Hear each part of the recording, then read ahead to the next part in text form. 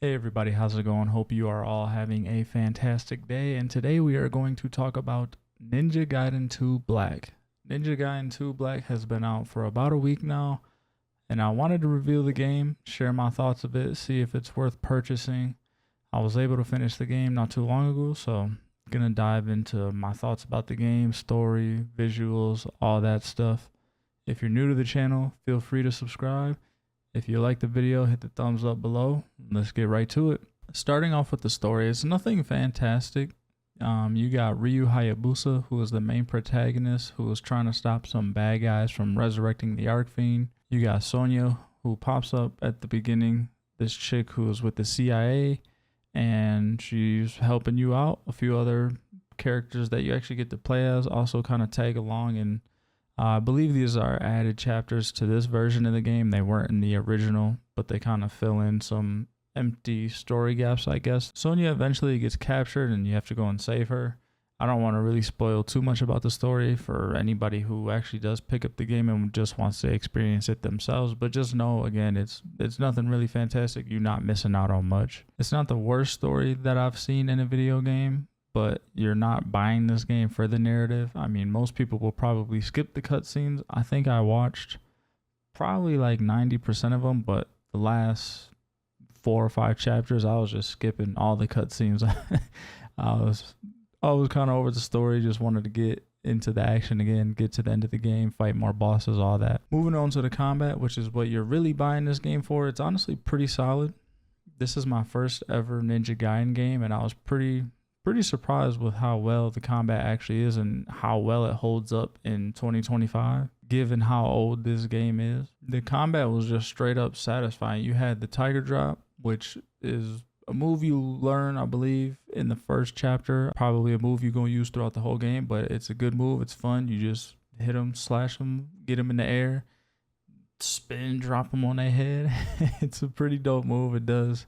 I think it actually might do a little bit of AoE damage if people are underneath the character when you're doing it, but yeah, it's a pretty OP move. You can also execute wounded enemies, really, if they're missing a limb.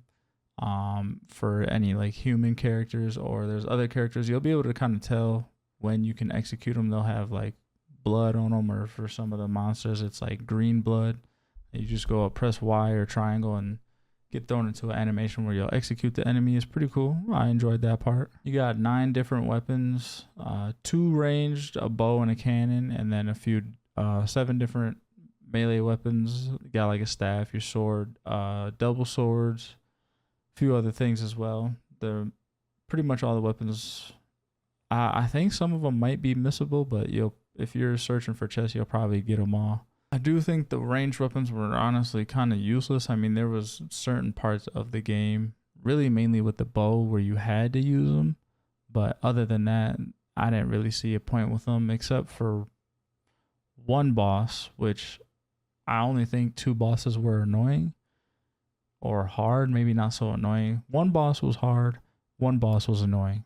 And the annoying boss, I didn't realize it until probably like my 3rd try. Like, oh, I could probably use this cannon to hit him before he gets into my range, where then I can use my melee weapons. It was honestly, the like I said, only 2 bosses were really kind of hard or annoying, but one was hard, one was annoying, and the big giant dragon fish was the annoying one. And they could have redid that. That fight was just dumb, stupid, all around, just should not be how it was.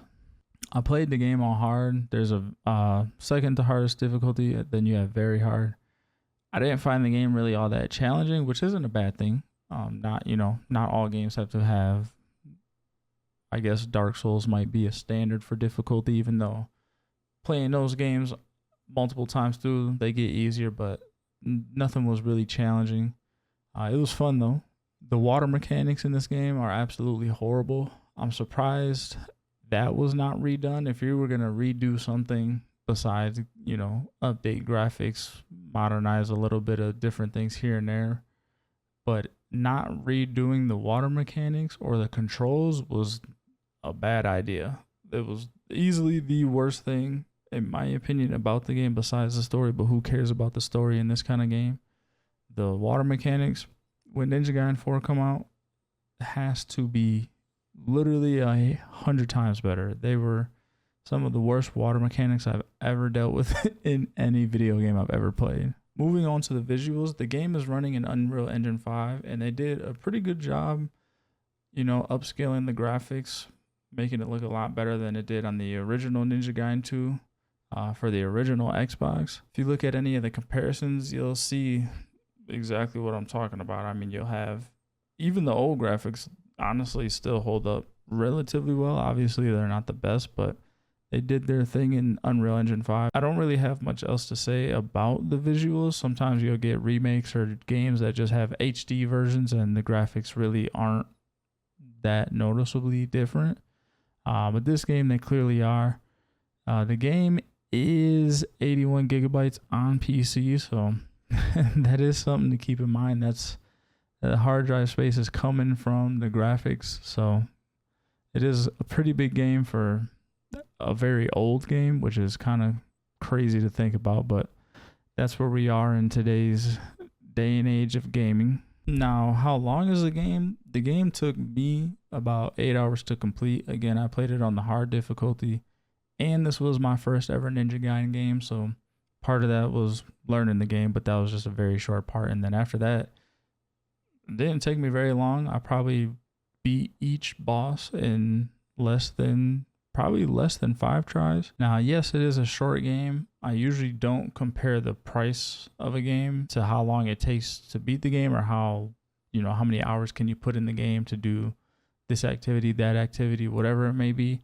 But I'm not sure if this game is worth the $50. I did enjoy the game, and I might return for another playthrough to play it on very hard or try to get all the achievements. Now, would I recommend this game? I would. I definitely would. If you're looking for just a fun action combat game, don't really care about the story, just slicing up enemies, going through, different boss fights. You get a boss fight after each level. Some levels have multiple boss fights, so it's definitely worth buying. However, I don't think it's worth $50. I would say maybe wait for it to be $40.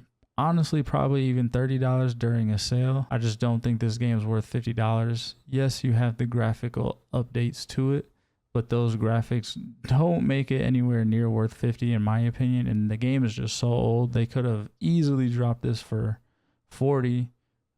In my opinion, though, it should be a $30 game. That's why I say if you're unsure, or you kind of you can wait, you don't need something to play right now, just wait, pick it up on sale. I'm sure this game will be on probably one of the next sales coming up. If you're on Steam, maybe a spring sale. If I had to give the game a rating, I would probably give it a 7.